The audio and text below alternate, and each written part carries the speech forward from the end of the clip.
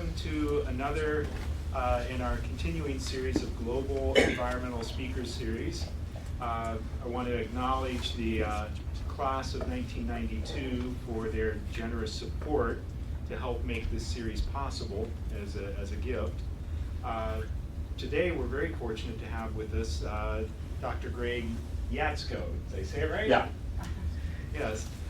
We actually share some interesting bits of history in that we both did the American Association for the Advancement of Science Fellowship Program, which is designed to take academics and put them up onto the up into Washington D.C. the policy world. Now, for me, I did it after I was a professor here and came back. Greg did it right out of grad school, finishing his PhD. I'll tell you a little bit of his academic background, and then I'll let you pick up. I won't go through all the steps within the policy world. Greg was a double major as an undergraduate in both philosophy and physics, and then did a PhD in theoretical. He did the undergraduate work at Cornell, and then a PhD at the University of Madison, Wisconsin in theoretical particle physics. And it was at that point that instead of going on into theoretical physics directly, he went into policy. And if you'll help me welcome him, I'm sure Greg will pick up the story from there.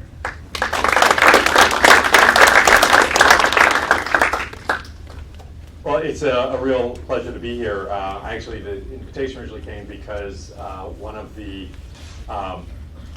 people I was a fellow with back in 1999 when I started my fellowship, Jerry Guilfoyle, who he's not here today, but he's a professor here. So he emailed me 6 months ago and said, "Hey, I'd like to come down. You remember me?" I said, "Of course, I remember you." But it was a long time ago. It was 20 years ago, which is when I started my career in Washington. I started as a fellow through this program, the AAAS program, working for a congressman from Massachusetts, Ed Markey.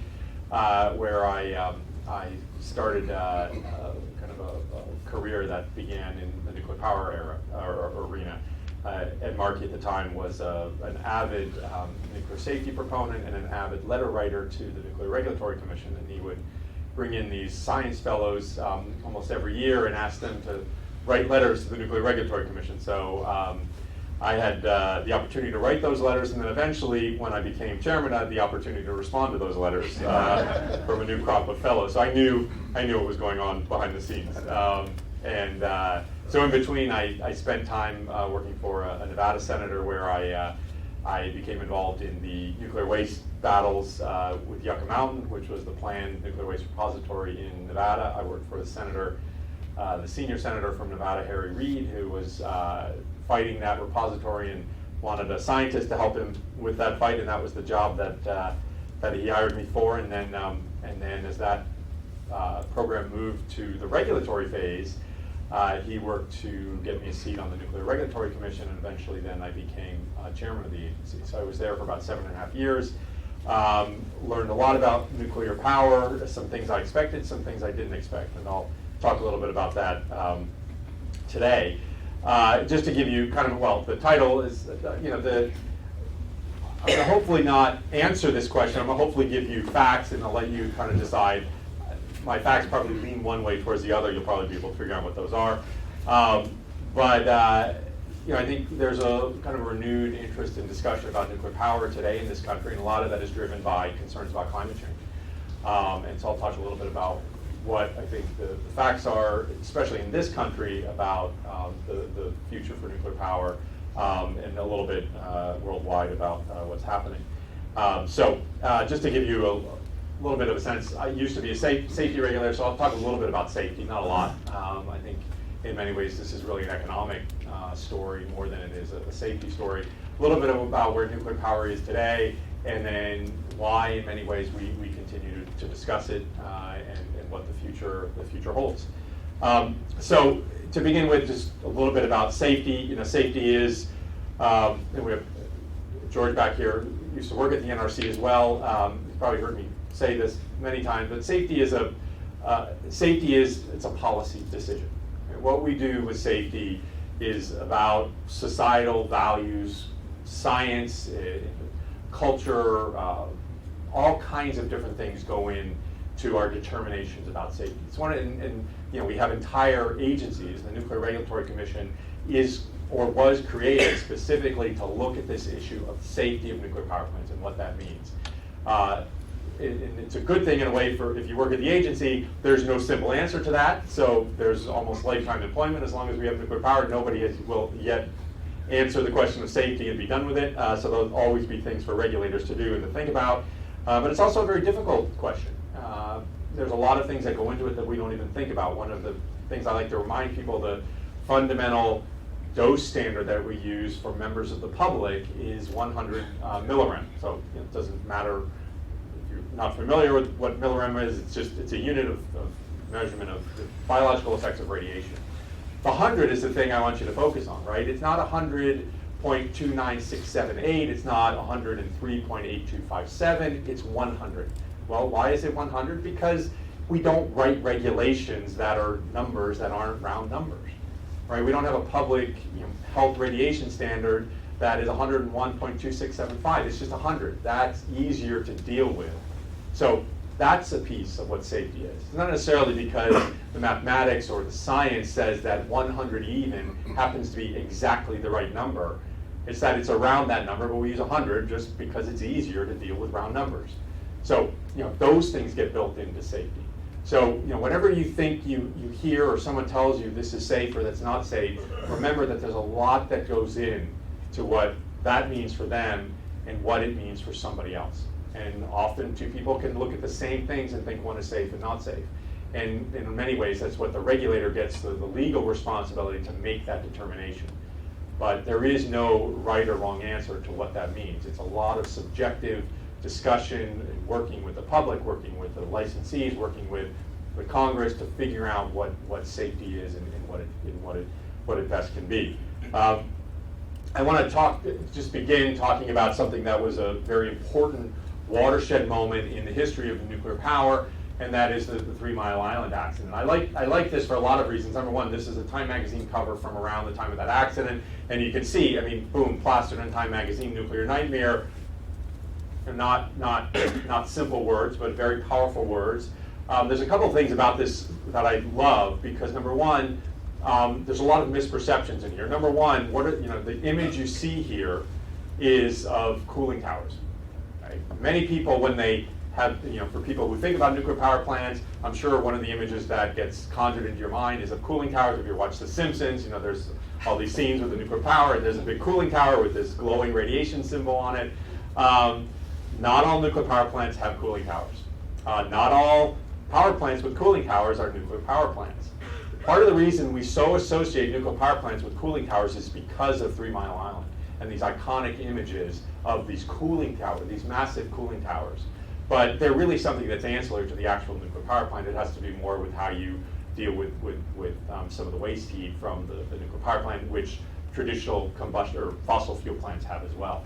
I always show this, and I like to tell a story that my mom, and this was at the time when I was chairman of the Nuclear Regulatory Commission, my mom went, and I did not give her this talk, but I used to talk about this issue of cooling towers and nuclear power plants, and she happened to go on a trip to Washington State and with my dad, and they were driving around. She called me very excited, said, "Oh, we just drove by a nuclear power plant." And I said, "Where are you?" She told me where she was, and I said, "Oh, no, you didn't." And she said, yeah, we just drove by a big nuclear power plant. I said, "Mom, I'm the chairman of the Nuclear Regulatory Commission. I think I know where all the nuclear power plants are." And she said, no, I saw the cooling towers, those big cooling towers. I said, "Mom, how many times have I told you that's not necessarily a nuclear power plant?" But this accident left in many people's mind images of what nuclear power was. And for a lot of people, it cemented this idea that nuclear power was dangerous. Now, this particular accident did not release a tremendous amount of radiation into the environment, but it did have a significant impact on the industry. It brought to awareness for a lot of people, in particular for the Nuclear Regulatory Commission, that number one, there were a lot of things about nuclear power plant regulation and operation that we didn't fully appreciate and understand. As I said, it brought up weaknesses in how we dealt with accidents and responding to accidents. There was a lot of miscommunication between the governor of Pennsylvania, who had ultimately the responsibility to do things like evacuations, and miscommunication with people at the NRC. And of course, this was at a time before cell phones and the kinds of easy communication we have today, and without 24-hour news channels. So confusion and chaos are things that can often characterize these very significant incidents involving nuclear power plants. This led to a moratorium on new plant licensing and a temporary shutdown of similar plants with similar reactor designs. That moratorium was eventually lifted, but I'll talk a little bit about what happened with nuclear power plant in the aftermath. It also led to significant reforms within the federal government. The Nuclear Regulatory Commission made changes. A lot of regulations were changed. The industry itself changed. It created a group called INPO, the Institute for Nuclear Power Operations, which was kind of like a shadow self-regulatory body for the industry, because the industry recognized that any one nuclear power plant that has an accident can have impacts for all nuclear power plants. The phrase they coined was hostages of each other. And so there was a recognition that the industry needed to do more to deal with this issue of safety, because one power plant having a problem could have an impact on all power plants. FEMA, the agency we think of in terms of emergency management, was created around this time partially in reaction to the challenges with coordinating the emergency response, the federal role, the state role in this very significant incident. And kind of the bottom line issue, ultimately cleaning up and the decommissioning of this plant following the accident cost about $1 billion. And was completed in 1991. So not an insignificant amount of money, all of which I think are relevant factors that play into where we are today with nuclear power. As I said, there really were no measurable health effects from the accident. The amount of radiation that was released was very small. There were concerns about some more significant incidents happening during the accident that never materialized. So at the end of the day, while there are some people who believe there are health impacts, it doesn't appear that the radiation releases were significant enough to have any measurable health impacts.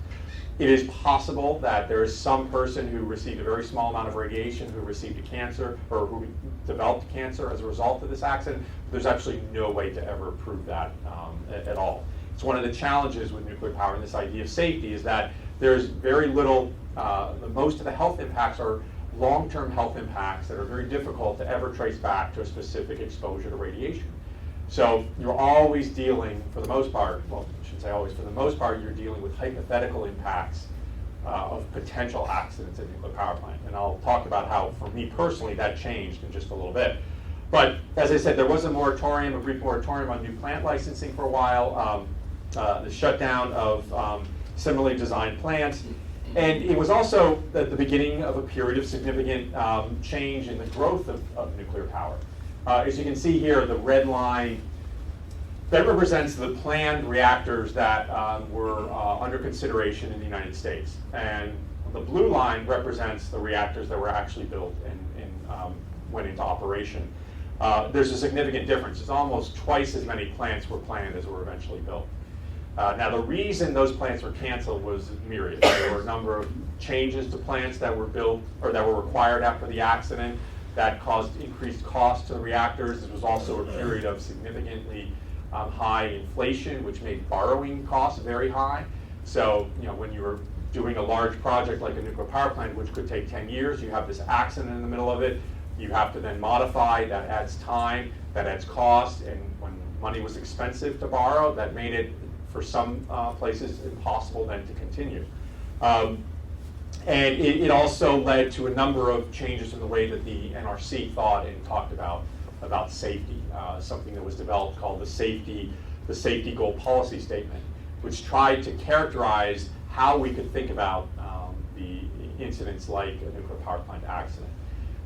So it didn't have a significant impact on health and safety necessarily, but it did have a significant impact on the industry and the future of the industry.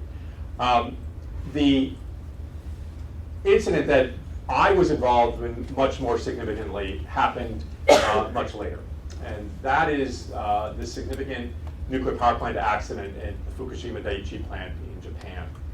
there was a very significant accident, very significant earthquake, a very large earthquake, a magnitude 9 earthquake off the coast of Japan that created a significant wall of water that was pushed towards the coast of Japan, and sitting right in the middle of that path of that wall of water was the nuclear power plant at Fukushima Daiichi. Now, one of the interesting aspects of this accident, and it's something that's often, I think, overlooked, is the fact that there were actually a number of plants that were impacted initially. There were 4 different plant sites that we were actually watching as this accident initially developed. The top you'll see Onagawa, then the Fukushima Daiichi, which is the plant that had the major accident, and then very close to it was another reactor site that was not impacted, that shut down safely and did not have any significant incidents.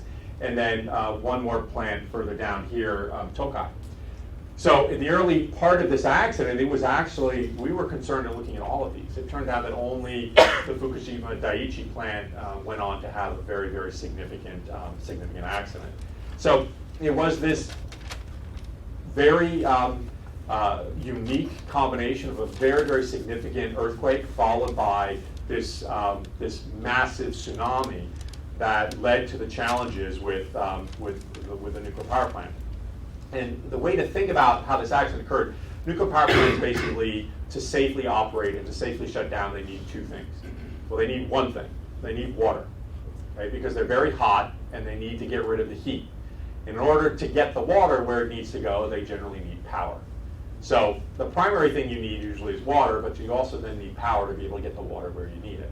And because of the earthquake, all the power that came into the plant was disabled. There were transmission power lines that brought power into the nuclear reactor. Those were toppled because of the earthquake. And then when the tsunami hit, the tsunami basically disabled all the backup systems that nuclear power plants had in the event that they lose the power that comes into the plant. So it was the 2 of these factors together that created the very difficult conditions in which essentially you just turn it over to physics.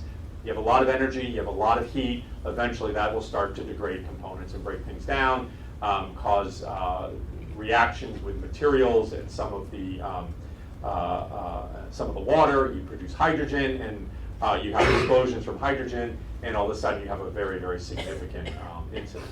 Now, almost all of those things that happened were problems with nuclear power plants that were believed to have been solved. Hydrogen accumulation, hydrogen control was an issue that had been looked at and thought to have been dealt with. Siting and locations based on earthquakes and potential for these kinds of things were thought to have been looked at. These backup power systems were designed to provide power when the initial power to the reactor was lost. Now all of these things failed, and they failed because when bad things happen, things go wrong. And that's a lot of what happened at this particular plant. Bad decisions were made about the siting. Bad decisions were made about the design. And then you had this earthquake and tsunami. So it is in many ways always going to be a confluence of bad events that leads to accidents in nuclear power plants. But they can happen in the way the plants are designed. If they lose the water and they lose the power, they will inevitably release radiation into the environment. What was the impact? Well, in the immediate aftermath of the accident, about 100,000 people were evacuated from their homes. They were evacuated. Many of those areas and communities are still uninhabitable or restricted for resettlement. And about 10 years later, we're about 9 years after the accident, most of the communities around the plant will never recover. People have moved on with their lives. It's difficult to imagine being out of your home even for 6 months and trying to go back and recover, your life, your community. It's very, very difficult to do. So the evacuation had a significant impact on the people living around the plant. The radiation releases were significant, but because of the evacuation, it's not likely that certainly maybe even a measurable amount of people will be able to show cancers as a result of this. There probably will be diseases and cancers that come from exposure that individuals have. The evacuation was chaotic, was not as well executed as one would have hoped.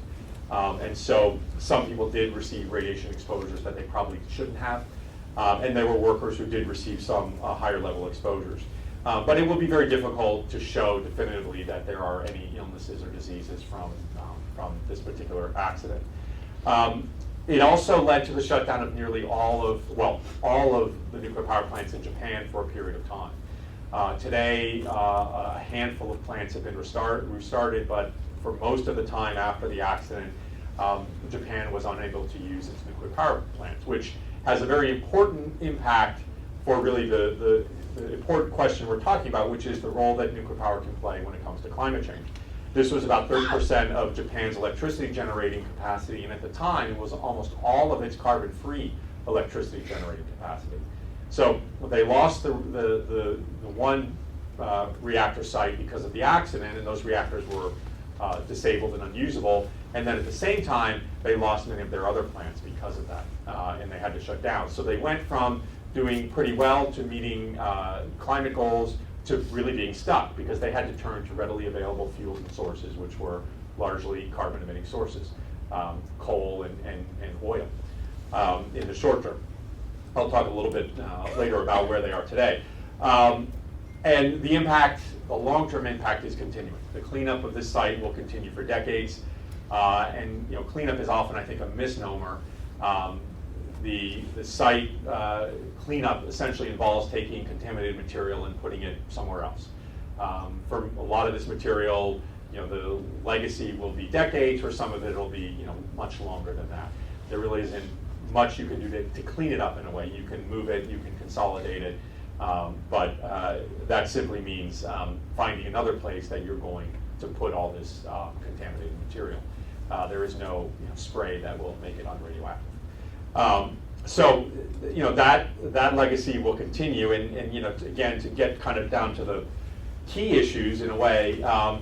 This is a statistic I use. It was generated right after the accident. I use it because it came actually was a study that was done by a former chairman of the NRC, and it was done by the American Society for Mechanical Engineers. So this is not a study that was done by a group that is in any way considered critical of the nuclear power industry. But at the time, you can see the date of this study was June 14, 2012. The accident was in March of 2011, so a little over a year after. They did an estimate for the cumulative, or essentially the direct costs of the accident, and the number that they quoted was about $500 billion. The current estimates today, the official Japanese government estimates for kind of the real direct cost for the cleanup, for the accident itself, put it at about maybe half of that. Some private sector estimates in Japan put it at about a couple billion dollars above that estimate. So we're talking about an accident that had an economic impact to Japan on the order of $100 billion. That is essentially the cost of building the entire Japanese nuclear power fleet. So coming from one accident. So the impacts are significant. They're dispersed in many ways throughout the economy. Japan went into a period of recession. There were economic impacts that were widespread, all of which kind of accumulate into this value. And then you have just these direct cleanup costs, which the direct cleanup costs themselves are in the tens of billions of dollars. So significant impact. Where are we today with nuclear power? Well, if you look at these two charts here, you'll see that basically we are today with nuclear power where we have been for the last several decades. In the 70s and 80s, we built a large number of reactors all over the world, and then largely stayed at that level.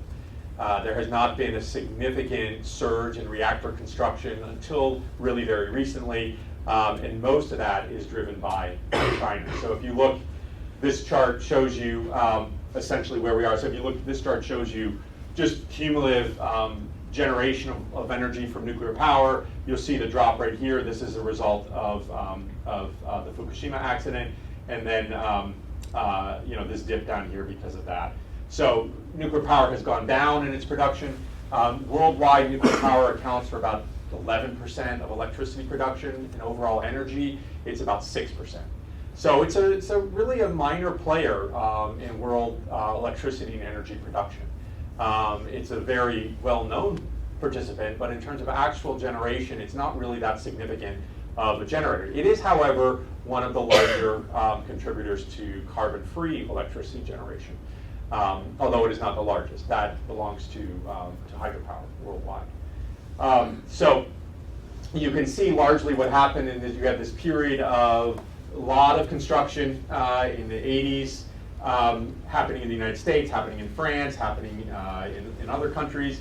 And then since then, it's been largely a handful of plants a year that have come online. China has been building more plants recently, and largely the construction boom that we're seeing now, if you call it a boom, is largely driven by reactor construction in China. China is just building everything of everything because they need power tremendously. But on the bottom, you'll see this represents the amount of shutdowns that we're seeing.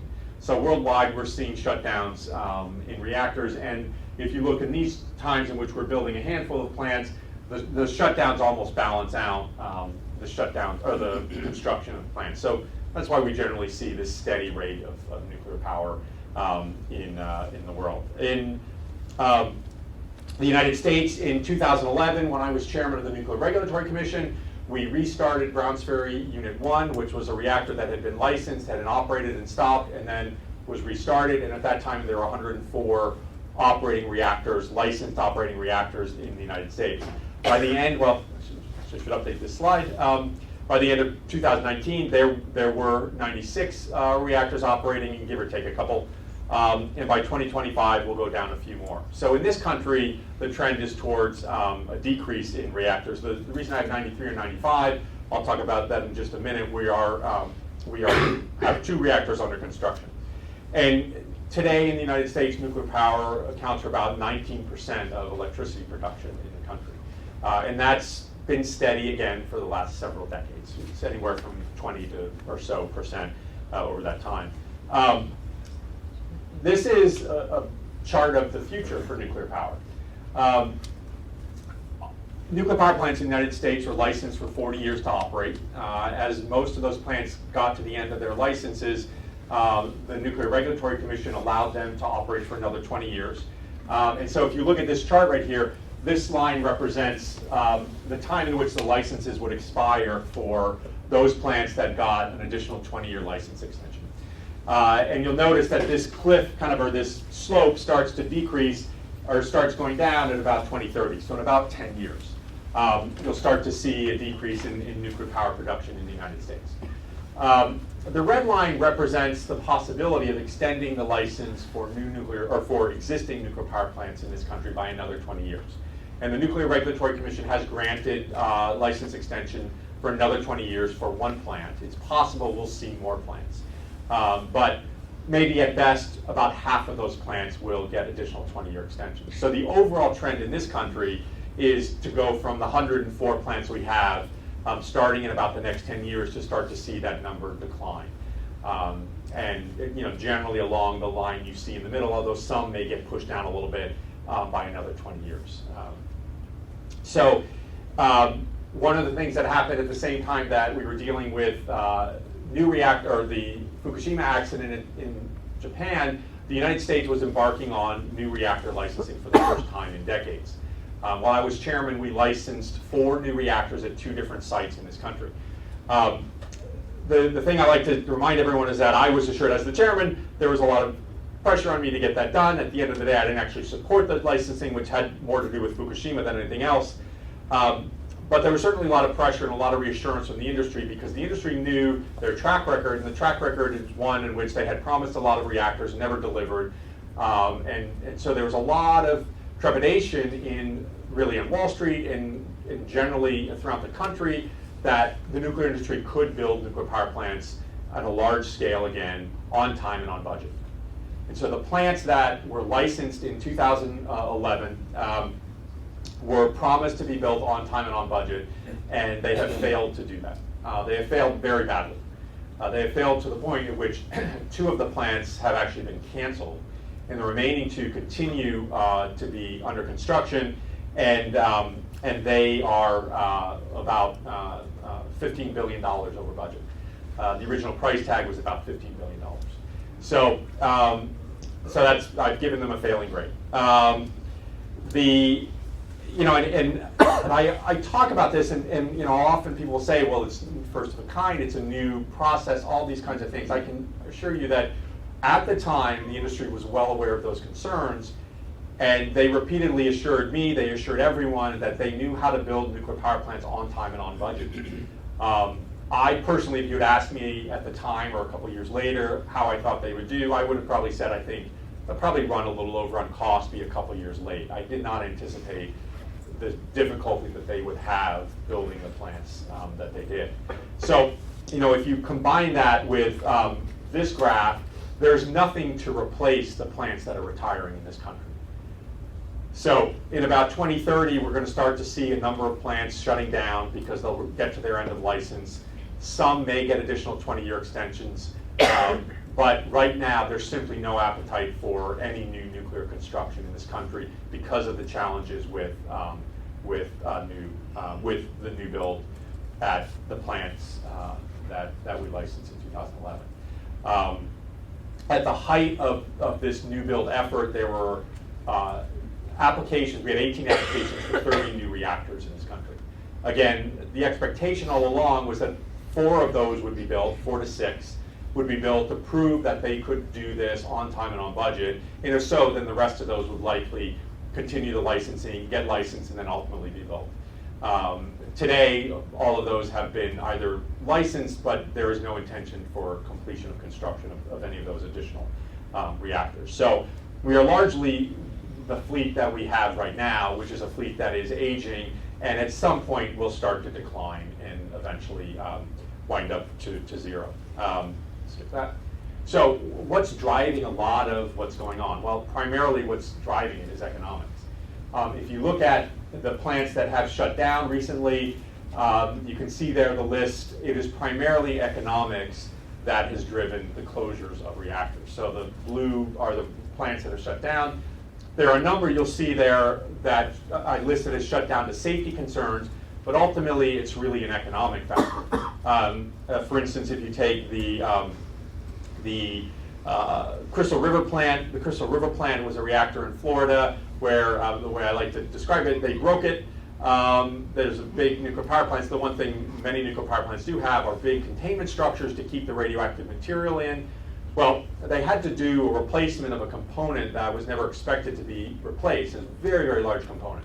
So to do that, they had to cut a hole in what they call the containment, which is a thick concrete wall that is, this particular plant design is under tension to ensure that it maintains pressure, so that as pressure builds up inside, material can't get out. Well, when they put a hole in this to bring this large piece of equipment out, actually it's a very thick wall. It was actually fascinating science. And what they did was actually it separated. This concrete structure separated it in a ring, basically, or an annulus all the way around. Or in a big section, actually. Eventually it got much further. Because of the way they did this. So ultimately the cost, they would have essentially, they tried once to repair it and retighten everything, and they fixed the initial, this what they call a delamination. They fixed the delamination, they have these big, massive cables that put it under tension, kind of like a belt. They did it again, and they cracked it again. So the cost to replace that was on the order of several $billion. They simply could not afford to do that when replacement power was cheaper. So ultimately, for all of these, it's really economics that's driving the fact that these reactors have shut down. And if we look at some of these cost issues, this is a reflection of kind of what happened for cost. One of the interesting facet of this particular graph is that you'll notice which way do the costs go up over time. Audience participation. It was going up or down? Up, yeah. So typically with technologies, you expect that as time goes on, costs go down. Well, for whatever reason in this country, the nuclear industry has historically had trouble containing costs. And the pink here represents, this is when we enter this period of what was called the nuclear renaissance, of all these new applications for reactors. And you can see as this starts, these are plants that were planned to be built. Estimates for reactors, they kept going up and up and up and up and up. Okay? Then we actually started to build them, and the costs went up even more above projections. So this industry, for whatever reason, in this country has had difficulty with cost control and building plants to cost. And maybe we could give an entire semester-long seminar about why that is. I'm not sure I know exactly, but it's a pretty consistent fact. So that is one of the concerns and one of the issues that really drives the idea of new nuclear power plants in this country is there was concern, there was knowledge of this, and there was concern that these new reactors would follow the same pattern. The industry assured Wall Street, they assured policymakers that wouldn't be the case, and in fact that was the case. The 4 plants under construction went way over cost, and to the point where, again, where 2 of them had to be canceled. So the other economic factor that's at play here is just the cost to operate reactors. Okay? So the cost of operating reactors has not necessarily come down in time, and it is largely the only cost that goes into the cost of electricity from nuclear power is the operation and maintenance. Fuel is very, very small. The nuclear fuel is really not a significant cost factor. It's mostly operation and maintenance. Well, over the years, nuclear power plants have become more expensive to operate, and at the same time, alternatives have become significantly cheaper.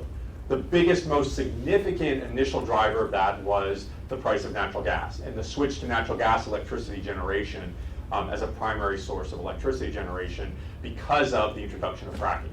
Fracking technology made natural gas extraction much, much cheaper and more feasible and viable. So that had an impact. So those two combinations of things, and in some parts of the country, the move towards competitive electricity markets or competitive wholesale electricity markets, where essentially your electricity choices were dictated by cost, left it so that nuclear power in many cases could not compete economically. And that trend will likely continue as renewables get cheaper, as natural gas gets cheaper. The other aspect is that nuclear power plants, the way they operate essentially what they call baseload, which means they operate all the time. And they do that because of safety and operational performance reasons. You don't like to turn a nuclear power plant on and off. A natural gas plant you can do that with. So as the market shifts, that becomes more and more of a challenge. So these nuclear power plants now have to operate even at night, where, for instance, there are other facilities that can operate at night, wind in parts of the Midwest, that generate power basically for free. The nuclear power has to sell its power essentially, or sell its power then based on that price of essentially free energy, and they lose money. And they can't adapt to that economic reality by running the plants only during the day. It's just a feature of the way nuclear power plants operate from a safety and operational perspective. So they're forced to basically operate at a loss in significant parts of the time in certain parts of the country. And that is part of the challenge with the existing reactors that we see. This is I've talked about this is the number for the new plants in Georgia. So if I show you all of this, well, I mean, I'm sure you at this point you'd probably walk on in and say, well, obviously nuclear is a dead technology, right? I mean, why are we still talking about nuclear technology? Well, the reason we're still talking about it is fundamentally because nuclear energy produces electricity without carbon emissions. And as climate change becomes more and more of a significant, well, I should say, as it becomes more of a unavoidable reality, people are looking for ways to generate electricity without carbon. So, you have very, very prominent people. Bill Gates is one. Who say this: nuclear is ideal for dealing with climate change because it is the only carbon-free, scalable energy source that's available 24 hours a day. The problems with today's reactors, such as the risk of accidents, can be solved through innovation. You have Jim Hansen, who says nuclear will make the difference between the world missing crucial climate targets or achieving them. For those of you who don't know, Jim Hansen is essentially the person who first raised awareness of climate change. He was a scientist at NASA Goddard. His field of study was atmospheric things, and he was the first to recognize this factor where we're putting certain things into the atmosphere which have the ability to retain heat and cause an overall increase in temperature in the Earth. So, these are very prominent scientists, very prominent climate change advocates who are talking about nuclear power, and it's resonating. But the reality is this is not going to be an easy task. If you go back, nuclear power is certainly a carbon-free scalable energy, well, carbon-free energy source that's available 24 hours a day, but we don't necessarily need electricity that's available 24 hours a day. And I'll talk about that in just a second. While it is possible to solve some of the problems with today's reactors, such as the risk of accident through innovation, innovation takes time. And this industry has been in existence for decades, and the innovation rate has not been that fast. And in fact, it's been relatively slow. The reactors that are being constructed today are still, by and large, the same basic concepts as the reactors that were built 40, 50 years ago. There are changes, certainly, and improvements and enhancements, but the basic technology and the fundamental safety challenges are still there. So a new generation of reactors with innovations and problem solved is at best 1 or 2 decades away. So, and the last point I want to talk here is the scalable issue. You know, I talked about in the United States, and this issue of scalability, if we look at most climate projections, we need to get to significant progress in reducing carbon emissions from the electricity sector in the next 10 years. If you go back to what I showed you, many nuclear power plants in this country are going to start shutting down in the next 10 years. So in this country, we need to be building today nuclear power plants to replace those reactors that will be shutting down in a few years just to maintain nuclear's role in the electricity marketplace. Now, as I said, we tried that and failed at it. So there are no plants currently with plans to begin construction today in the United States. And with a time frame for construction alone of about 10 years, even if they started today, it would be too late. So nuclear perhaps is a future technology, but if we're going to solve climate change, we need to look to solutions that are available today. Well, one of the things that allowed me to start changing how I could think about this issue was the realities of what's happening with renewable technology in particular. Because natural gas is a good kind of transition fuel, but it emits carbon, so we need to move into other sources. The prices of solar power in particular are coming down dramatically. Wind power are coming down dramatically. Today, if you look, and this is net generation of energy, for the first time last year, renewable generation, not capacity. So the actual production of electricity from renewables surpassed coal in this country. On an annual basis, we will see this year renewables surpass nuclear on an annual basis, and also we'll see that with coal very soon, if not this year. The coal, this is an early estimate, coal use is actually dropping faster than this projection. So renewables are scaling up. The biggest drawback with renewables is that people talk about the intermittency, the sun doesn't shine, the wind doesn't blow. Well, those are issues. They are not impossible problems to overcome. The sun, in fact, does shine every day. It comes up every day. Even when you have cloud cover, you still get some. You get reduced production and generation. The wind typically. Wind power is not about what we think of as kind of the wind where you have to decide if your umbrella is going to capsize or not. It's more cyclical changes in the movement and the heat and the energy movement in the atmosphere, the low parts of the atmosphere as day changes to night, as water moves as air moves from the ocean onto land. It is these gross movements of energy within the low parts of the air that drives the wind that we use for electricity production. It's not the general wind we get from the weather. Those things are very predictable and reliable. There are challenges, of course, because we cannot direct those to happen when we want them, so that's why we need additional systems, storage systems, to be able to kind of bridge that gap. And if we do need power that is not being provided naturally, we have it available. And the thing that's happened that's probably making this kind of revolution more likely than not is the dramatic decrease in the cost of battery storage technology.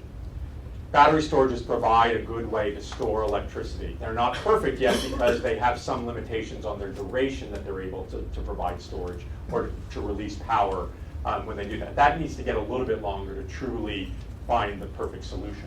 So the issue today is really one of, when we look to the next 10 years, where is innovation going to get us? Can we make more progress with renewables? Well, all signs are pointing that renewables are going to continue to get cheaper. all signs are pointing that storage technologies are getting cheaper and more varied and starting to solve the challenges of technology, of storage technology. And we're faced with a nuclear industry that has really failed to innovate, and its innovation timelines are measured on decades. So, this is a chart just to kind of show you the relative cost of electricity, and these are costs. You may hear about subsidies for renewables. These are the costs of renewable power generation without subsidies. You'll see that some of the lowest is wind power production. Geothermal is getting cheaper. This is one where we can have more innovation. The advantage of geothermal is that it is in fact dispatchable. That is a technology where we can have it produce power when we need it.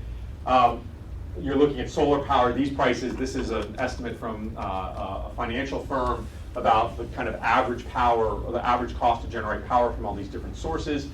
You'll see that the cheapest down here is solar. Those numbers are lower than they're shown on here. The typical problem, these things are usually a year or two out of sync with what's actually happening in the marketplace. And today, solar is actually is really putting pressure on wind in many places, in parts in this country. So the cheapest things really for generation right now are these technologies. Gas is down here as well, which is probably the biggest challenge because gas is a carbon emitter. So on pure economics, gas sometimes beats these technologies. And of course, gas has the dispatchability capability. Nuclear, this represents kind of this O&M cost for nuclear. If you look at actually building new nuclear power plants, the cost, there's an estimate on here that's this. This number is wildly inaccurate given the actual plants under construction. So it's somewhere over here. So these are the cheapest things to build new. One of the cheaper things from some parts of the country to operate are these, and then some gas. And coal is coal is simply going out. Again, coal is cheaper to build new coal, and so we're not building new coal. So the economics drive you in this direction, and the nuclear economics are not there, and the nuclear timescales are not there either. So I'll skip this just for time, and just to kind of reiterate, the issue is what can we do in the next 10 years? This is a graph that shows the average annual construction time in the world from 1954 to July 2018 for nuclear power plants. You see, we have 10 years. And you look here, as we go in these out years, there's very few nuclear power plants that are being constructed in 4 or 5 years. There's also time for licensing for the other work that needs to be done to build and site reactors. So cumulatively, at best, you're looking at 10 years. So very few plants are in that time scale, and many are up here. We don't have 16 years for nuclear. So nuclear has not solved this problem, and it's not solved the cost problem. And those are the problems that need to be solved. Can we solve them in the next 10 years? It's unlikely. We might solve them in 20 or 30 years. But in that 20 or 30 years, we will already have had to have basically decarbonized our electricity sector. Otherwise, we really won't deal with climate change. So, the issue is one of the realities here simply don't point you to nuclear as a solution. Despite the statements that Bill Gates may make, the facts are completely inconsistent with those promises and those claims about what nuclear power can and cannot do. And I'll just end with kind of just to close this out. The other point we have to remember is that right now we have about 450 some nuclear reactors in the world. They provide about 11% of the electricity. If we were to significantly use nuclear power to provide a lot of electricity worldwide, we will most likely see more accidents. Okay, the accident frequency is anywhere, you could say 15 to maybe 20 years, maybe even less than that, depends how you want to argue it.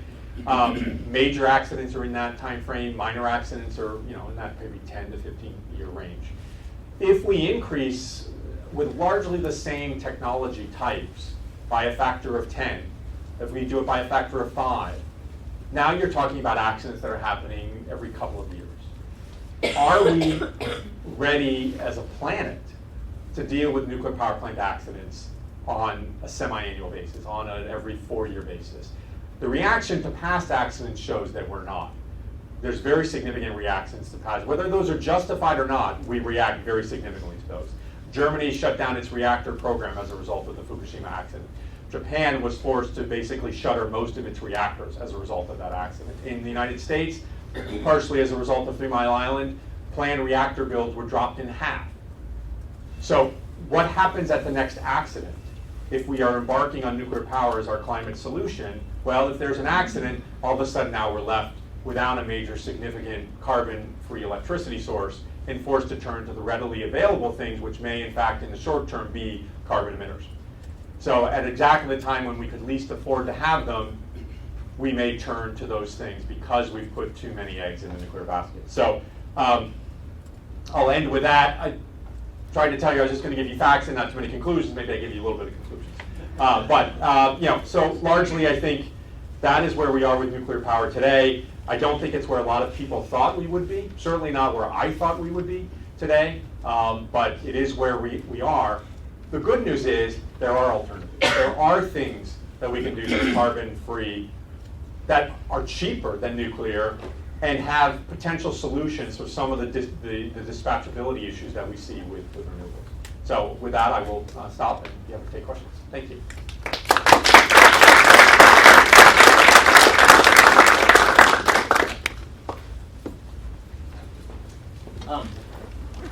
There are oftentimes, I'm not advocating for this, I'm just bringing it up. There are oftentimes people will say that some of these renewable sources do have their own environmental issues, right? Hydro requires dams, which messes up the fish, salmon runs and all those things, and wind has problems with killing birds and so on, and solar has the problem with having to mine a lot of rare earths for the batteries and so on, and that requires a lot of destructive practices. So that does have to be weighed in here, right? The environmental impacts of renewables aside from climate change. Do you have any perspective on that? Yeah, my perspective is those things exist with nuclear power as well. Right.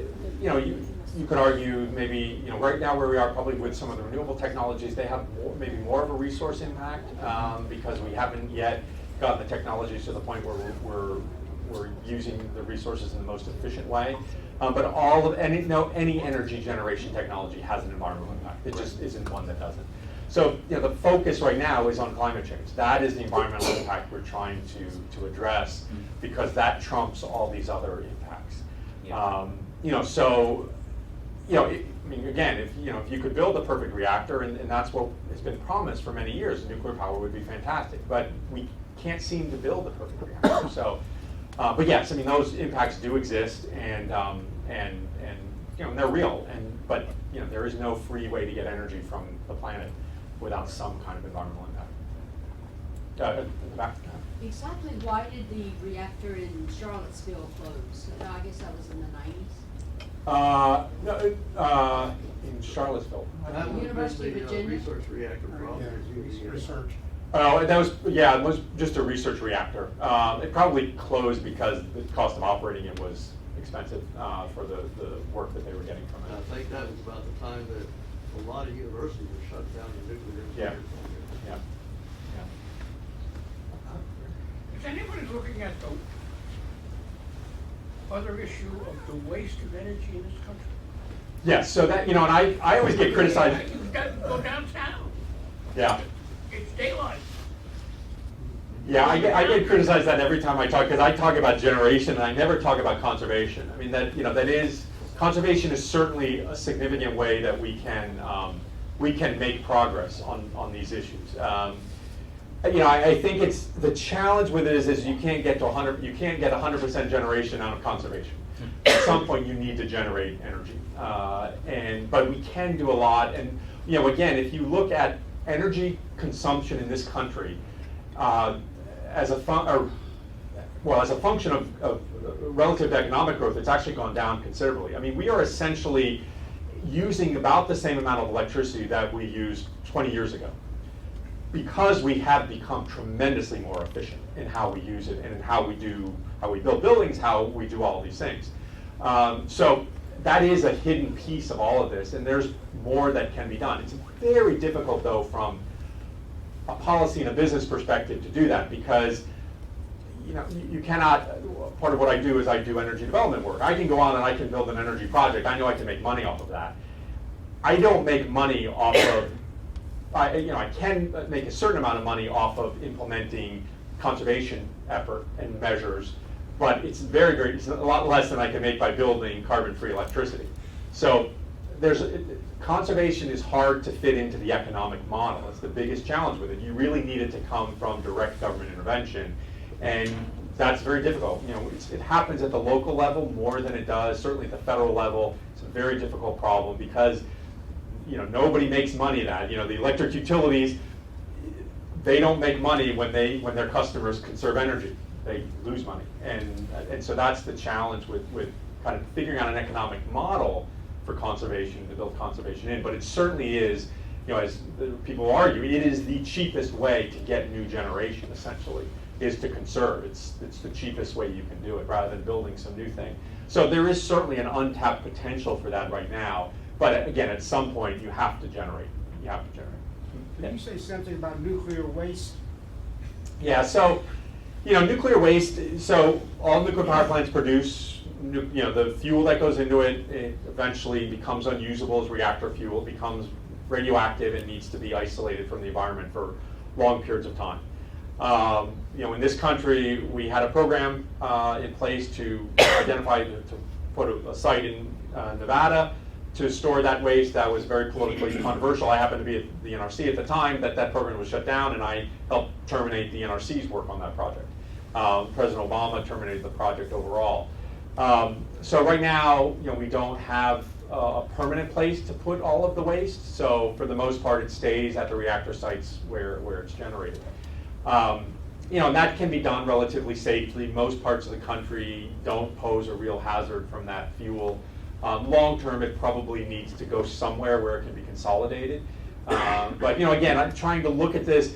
If I were to be honest, looking at this from the perspective of climate change being the biggest issue, if all the other problems with nuclear power were solved and all I had to do was deal with nuclear waste versus climate change, I would take dealing with nuclear. I would take nuclear waste as the problem I was not willing to deal with, and if I could solve climate change with nuclear. So I think in the relative issues that nuclear power has, right now it dwarfs the economic problems. But it is an issue that, again, if we have large-scale use of nuclear power worldwide, we do have to figure out what we would ultimately do with fuel. And again, we think about these issues maybe in the context of the United States, but what about in Vietnam? What about in South Africa? What about in Egypt? What are we doing with nuclear fuel in those places? It's a different question there than it may be here, even where it's been extremely difficult to deal with in a permanent way. Sorry. We have an example here of comparative cost economics between natural gas and nuclear. Dominion Energy was building a plant out in Brunswick County, and they went ahead and built a natural gas plant. It took them about 3 years, cost about $1.3 billion and 1.8 billion, and generates 1,300 megawatts. They've been studying Lake Anna for a long period of time for a Lake Anna 3 unit. They've spent about $600 million there, and at this point, the overall cost projections for that third unit would be somewhere in the range of $21 billion. Yeah. They've effectively suspended the work on that. Yeah. So you get a plant operating in 3 years, granted with carbon issues. Right. But nonetheless, it does come online. Yeah. Much quicker than you can get. I mean, that really is the debate. It's between how do you get the gas out of the system, and because that's where we're headed, is we're going to have all that coal is going to get replaced by gas and renewables. We got to get that so that there's no more gas, and then we got to get rid of the gas we have to really deal with the climate. So that's the challenge going forward, and that's really where the debate is. Let's do one more question, and then we'll do a formal close, and I'm sure you can hang out for a few. That's more a very good minutes. guess. Okay. Oh, here. Two questions. The first question is, you didn't mention anything about tidal energy, which since we're surrounded by water in most cases around the country, well, at least not all the way around, one is thought that might be carbon-free under certain most of the conditions, and a tremendous opportunity, although the tides may very well create problems with damage to the thing. And the other area that I wondered about is some of the thought that NASA is now having about space travel and going through the blackness of our universe, which may have energy associated with that blackness. I wonder if anybody had sort of considered that as a way of capturing infinite energy through being able to take planets or take people from planet A to planet B. I wondered if, and realized that's a little further down the road, but Yeah. still, that's a large source of potential energy. I wonder if we thought to be given that, which has nothing really to do with radiation, I expect. Yeah. But, Yeah, I mean, I'll answer that. I'm not familiar with the latter issue. With tidal, the issue with tidal power, I mean, it is, I mean, essentially, I mean, you have a turbine because you have fluid flow as the tide flows in and flows out. You can make a thing spin. If you can make something spin, you can generate electricity. And nature's pretty cool in that way. The issue with tidal power is, one, it's a cost structure. Nobody knows yet exactly what the cost structure would be, and then it's extracting the power. Can you reliably bring that power on land, develop these turbines essentially in the water that will perform reliably and work? I mean, people are exploring it and they're looking at it. It's a possible, again, another possible source. There are, again, more immediately things that can be done. I mean, geothermal is not utilized nearly as much as it could be, especially in parts of the West. There's a lot of geothermal capability, and geothermal is one of the cheapest ways to get carbon-free electricity. So there are easier things, but people are exploring tidal, but it's not really the commercially viable phase yet. Well, thank you. Thank you.